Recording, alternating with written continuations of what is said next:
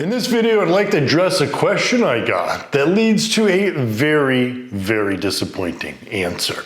And the question is, Jim, why is there creatine in my protein powder? Does that mean that my protein powder is spiked?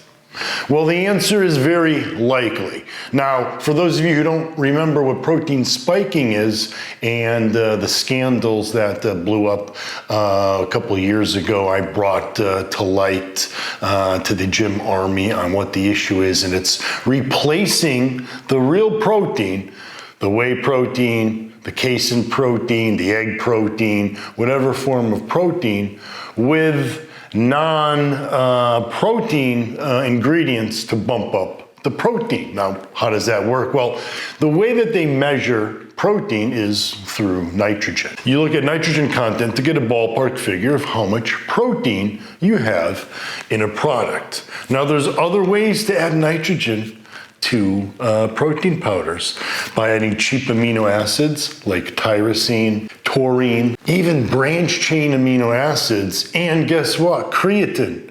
Creatine, guys, creatine provides a nitrogen source because creatine is made from amino acids. And you know what? Creatine monohydrate is a hell of a lot cheaper than whey protein isolate, even whey concentrate, even micellar casein or any form of casein, pretty much any form of protein powder.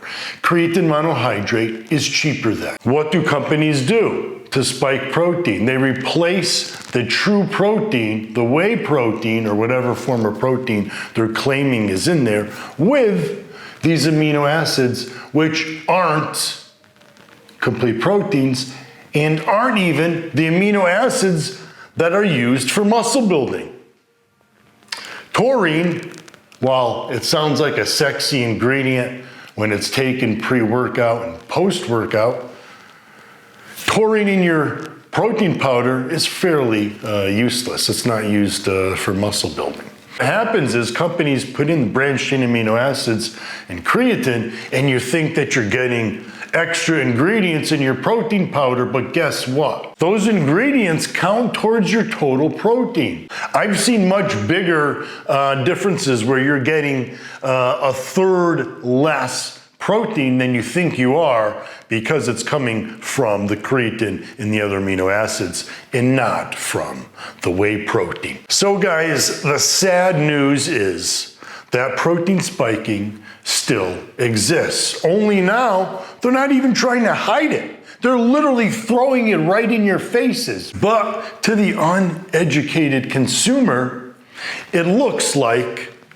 they've ended protein spiking, and they're proudly showing you that in addition to those 40 grams of protein, they've added creatine and branched chain amino acids there for your benefit. No, it's for their benefit. It's not added. It's part of the protein total that you're getting, and it's cheaper ingredients, and you're being screwed. So, when you're buying protein powder, make sure you check out that supplement facts panel.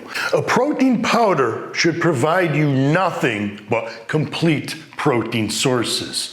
Whey protein, casein protein, egg protein, maybe soy protein, hell, even hemp protein, but not creatine, not amino acids, not fat burners, and not any other ingredient.